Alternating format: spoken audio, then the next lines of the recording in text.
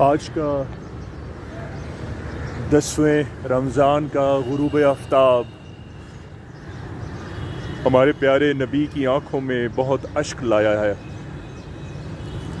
فرما رہے ہیں، تم نے میرا 25 برس تک ساتھ دیا سرکار کی رفاقت میں۔ سرکار فرماتے ہیں، جب کسی نے گواہی نہ دی تو خدیجہ تو نے گواہی دی۔ جب سرکار جبرائیل کی آمد پر لحاف اوڑھتے تو وہ خدیجہ ہی تھیں جو آپ کا حوصلہ بندھاتی تھی۔ گویا وحی کی رسالت اولیٰ کی ڈھارس خدیجہ، سرکار کی امید خدیجہ، سرکار کا احسان اولیٰ باذن اللہ خدیجہ، سرکار کو اس جہاں کے لیے سیدہ زہرا جیسی بیٹی کائنات کی دینے والی خدیجہ، اور یہ وہی خدیجہ ہیں کہ جنہوں نے سرکار کی رفاقت میں حرا کو پنجوں پہ طے کر کے وحی کے لیے سرکار کے لیے روزے کا اہتمام رکھا۔ یہ وہی خدیجہ ہے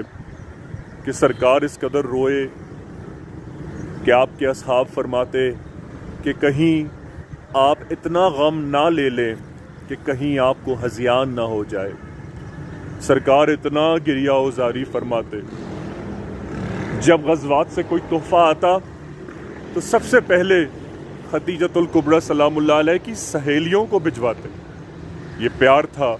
سرکار کا، یہ محبت تھی سرکار کی، یہ وہ محبت تھی جس کا احسان آج امت خدیجۃ الکبریٰ کے احسانات سے، ان کے مال سے اور ان کی لائی ہوئی تجارت سے آج بھی کھا رہی ہے، کل بھی کھا رہی تھی اور قیامت تک کھاتی رہے گی۔ اس 10 رمضان کے ساتھ امامزادہ عبداللہ شاہ لشکر غازی بابا کی دہلیز سے آج پرسائے ام المومنین کے ساتھ تمام عاشقان کو بارگاہ امام زمانہ میں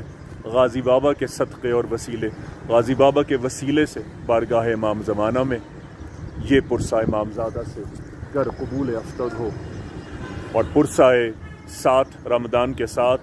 سرکار کے نکاح خواہ رسالت حضرت ابو طالب علیہ السلام اور